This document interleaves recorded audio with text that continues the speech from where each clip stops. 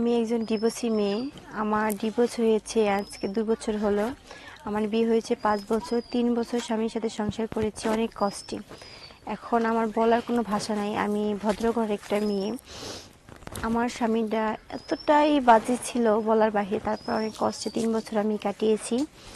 এই মনে করেন জুয়া খেলতো, রাত বিরাতে আসতো, কি আসতো না, আমার উপরে অনেক নির্যাতন করতো। আমি না পারতাম বলতে, না পারতাম সইতে। তারপরেও ভাবতাম যে মেয়েদের জীবনে বিয়ে তো একটাই হয়, কয়টা হয়। এর জন্য আমি অনেক কষ্ট করছি স্বামীর সংসার করতে। ৩ বছর সংসার করছি। তারপর আমি দেখতেছি যে না, আমার ধৈর্য আর কুলাইতেছে না। আমার এখন দেওয়ালে পুরো পিঠটা ঠেকে গেছে। এর জন্য আমি নিজে নিজে ডিসাইড করছিলাম যে না, ওর কাছ থেকে আমি চলে যাব। কিন্তু তারপরে যখন নাকি ভাবলাম যে না, যাব না, কি করব। পরে দেখি একসময় দেখি না, পরে সে আমাকে ছেড়ে আবার আরেকটা বিয়ে করে। পরে তখন আমি বাধ্য হয়ে চলে আসি যে এত অত্যাচারের পরে আমি তার সাথে সংসার করতে চাইছি, তার কাছে থাকতে চাইছি। এখন যেহেতু আরেকটা মেয়ে নিয়ে এসে, তো আমার পক্ষে আর থাকা সম্ভব না। এর জন্য আমি ২ বছর ধরে ডিভোর্স হয়ে গেছে আমার। আমি বাপের বাড়িতে থাকি। তো এখন আমি ২ বছর যেহেতু হয়ে গেছি, আমি আর কতদিন থাকবো বাপের বাড়ি বোঝা হয়ে। আমার বাপ মা আমাকে তেমন কিছু বলে না, কিন্তু আমার কাছে নিজে নিজে লাগতেছে আমি হয়তো মনে হয় তাদের কাছে বোঝা হয়ে গেছি। এর জন্য চাইতেছি যে আমি একজন ভালো উচ্চ ফ্যামিলি দেখে বিয়ে করব। কিন্তু আমার হাজবেন্ড অনেক ভালো হতে হবে। সে গরিব হোক, সারাদিনে যদি আমার একবেলাও খাওন দেয় তো আমি রাজি আছি, কিন্তু আমার স্বামীটা ভালো হতে হবে। সে যাতে আমাকে বুঝতে পারে, আমাকে ভালোবাসে। কারণ আমি স্বামীর ভালোবাসা অনেক, মানে এতটাই পাগল ছিলাম যে আমার স্বামী আমাকে অনেক কেয়ার করবে, অনেক ভালোবাসবে, আদর করবে। কিন্তু আমার ভাগ্যে আমি এতটাই অভাগী যে আমার ভাগ্যে সেটা কখনো জুটে নাই। আর যেটুকু জুটেছিল ওটা মনে করেন অনেক কষ্টে, তাছাড়া আর কিছু না। এই জন্য বলতেছি যে আমাকে যদি কেউ স্ব ইচ্ছায় বিয়ে করতে চান, তাহলে আমার শেয়ার অপশনে যাবেন, আর শেয়ার অপশনে ৩ বার ক্লিক করবেন। ৩ বার ক্লিক করলে আমার দেখবেন ইমো নাম্বার হবে, আর ইমো নাম্বারে আমার সাথে কন্ট্যাক্ট করতে পারবেন।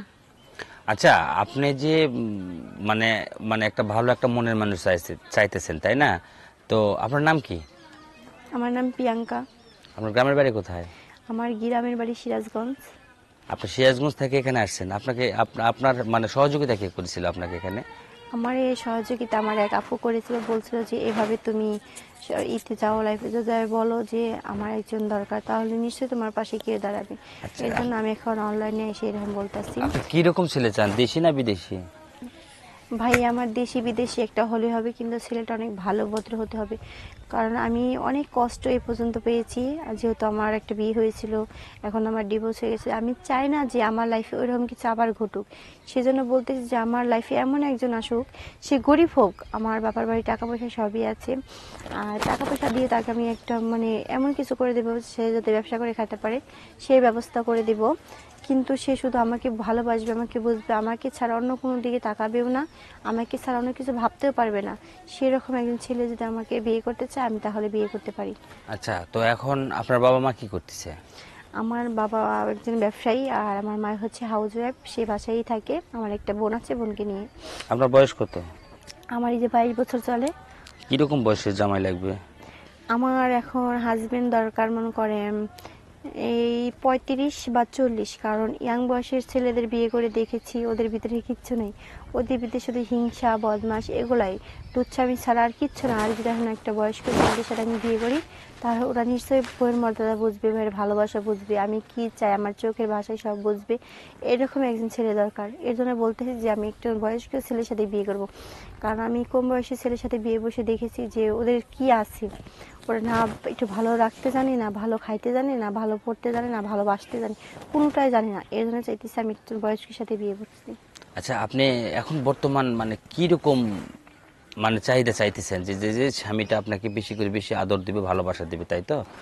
হ্যাঁ, শুন, আমার স্বামী ডিভোর্স হোক, আমার যে আমি যেহেতু ডিভোর্সে একটা মেয়ে, তা আমার স্বামী ডিভোর্স হোক, তাদের সমস্যা নেই। কিন্তু কোনো বউ থাকা যাবে না। এই মনে করেন যেমন হাজবেন্ড যে আমাকে বিয়ে করবে, তার বউ ছিল, মারা গেছে, তার একটা বাচ্চা আছে, আমি তাতেও রাজি থাকবো, কিন্তু ছেলেটা ভালো হতে হবে, আমাকে ভালোবাসতে হবে।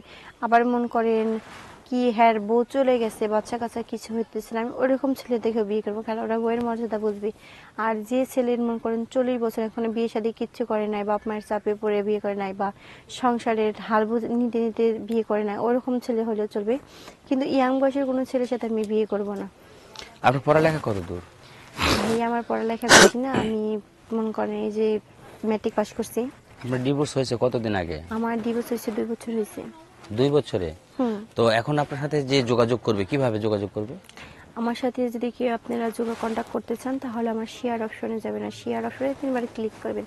3বার ক্লিক করলে দেখবেন আমার হোয়াটসঅ্যাপ, ইমো দুটোই আছে, ওখানে ক্লিক করলে আমার সাথে কন্ট্যাক্ট করতে পারবেন। ধন্যবাদ আপু, ধন্যবাদ। থ্যাংক ইউ ভাইয়া।